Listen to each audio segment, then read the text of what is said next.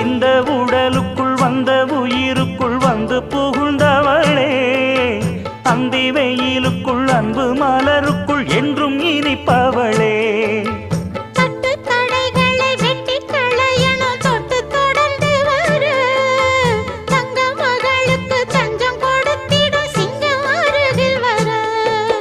சின்னஞ்சிறு நெஞ்சுக்குள்ளே என்ன என்ன சேதிகளோ,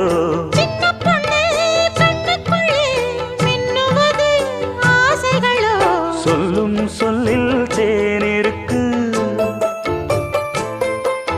சொர்க்கம் பக்கம்தான் இருக்கு, கையும் கையும் சேர்ந்திருக்கு.